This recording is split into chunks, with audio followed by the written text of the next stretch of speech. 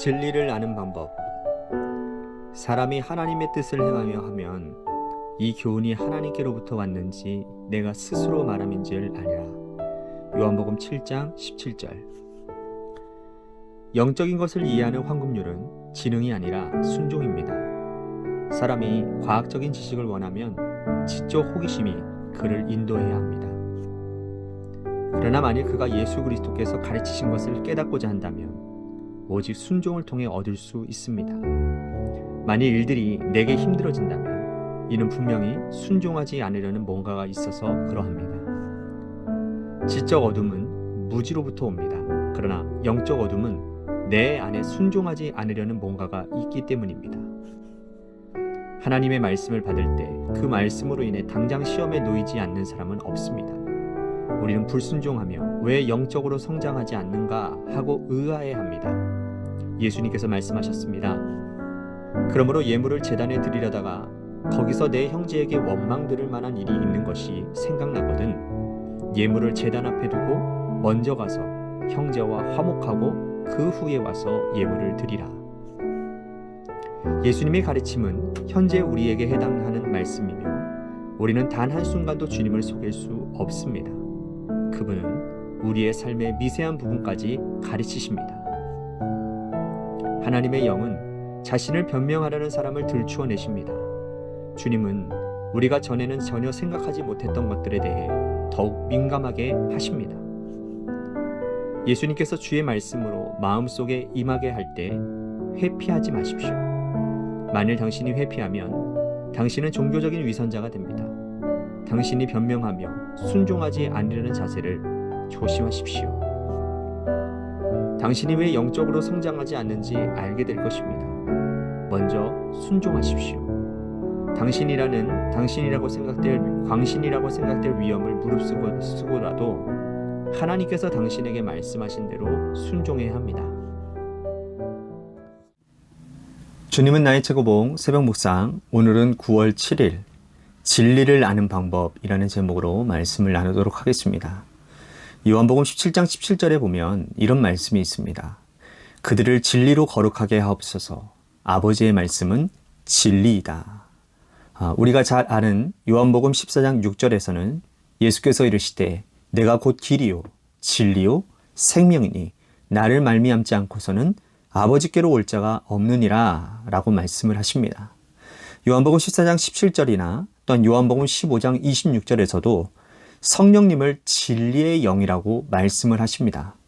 그러니까 바로 삼위일체 하나님이 진리이시다라는 말씀이죠. 그러니 진리는 영적인 것이고 영적인 것을 깨닫는 데는 영적인 방법이 있는 것이라는 겁니다.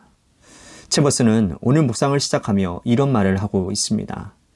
영적인 것을 이해하는 황금률은 지능이 아니라 순종이라고요. 그러면서 사람이 과학적인 지식을 원하면 지적 호기심이 그를 인도해야 하지만 만일 그가 예수 그리스도께서 가르친 것을 깨닫고자 한다면 오직 순종을 통해 얻을 수 있다라고 말을 합니다. 그렇습니다. 영적인 것을 깨닫는 것에 필요한 것은 영적인 방법이라고 제가 방금 전에 말씀드렸죠. 아까 그런데 그 영적인 방법이 뭐냐? 바로 순종입니다. 영적인 것은 내 지식으로나 내 경험이나 혹은 인간적인 생각으로는 결코 깨달을 수 없는 것입니다. 죄에 물든 우리의 마음과 생각으로는 결코 하나님의 영역을 이해할 수도 깨달을 수도 없는 것입니다. 그런데 신기하게 하나님의 자녀가 되어서 믿음으로 순종하면 이해가 되고 깨달아지게 된다는 거예요. 제머스는 지적 어둠은 무지로부터 오지만 영적 어둠은 내 안에 순종하지 않으려는 뭔가가 있기 때문이다 라고 말을 합니다.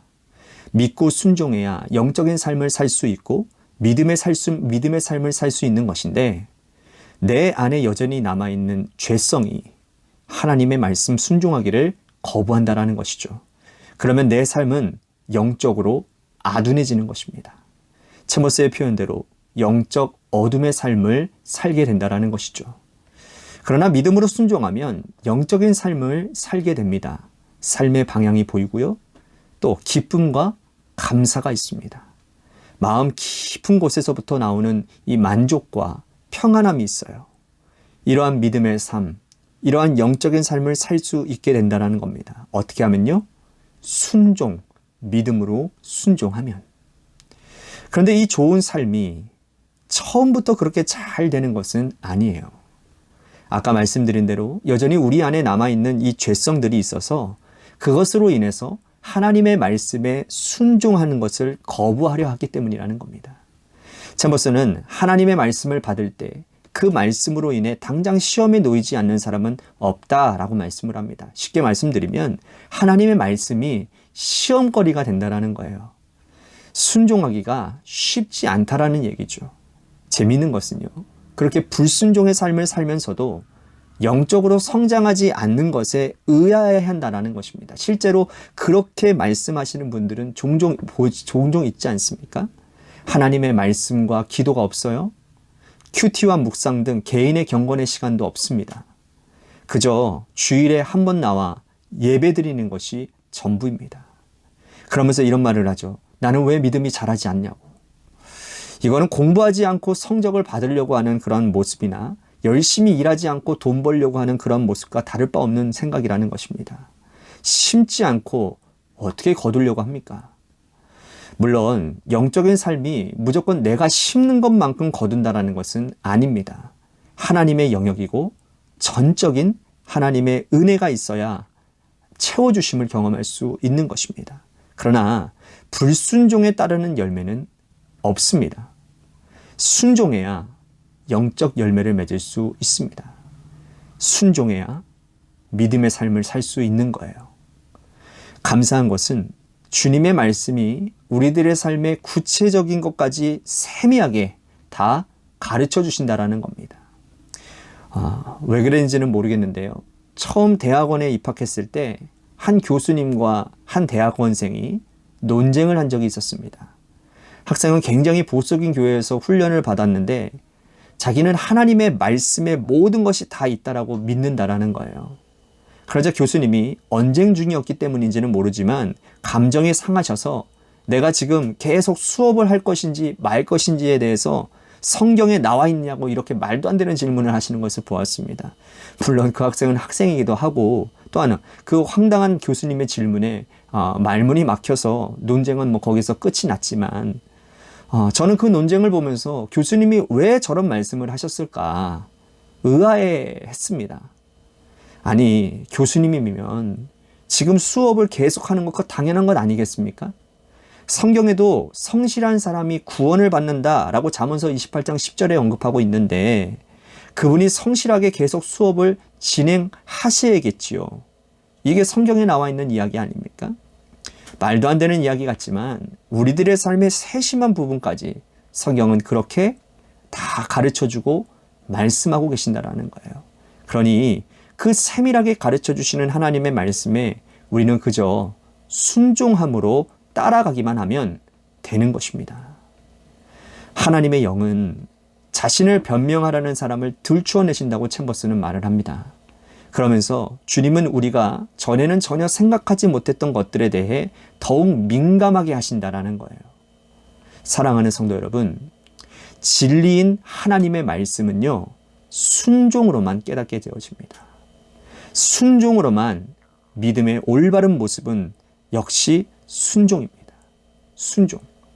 바라기는 하나님의 말씀에 온전한 순종을 통해 영적으로 자라가며 그래서 자란 만큼 귀한 일들을 더 많이 감당하시는 복된 여러분들의 삶이 되시기를 주님의 이름으로 간절히 축복하겠습니다. 아멘.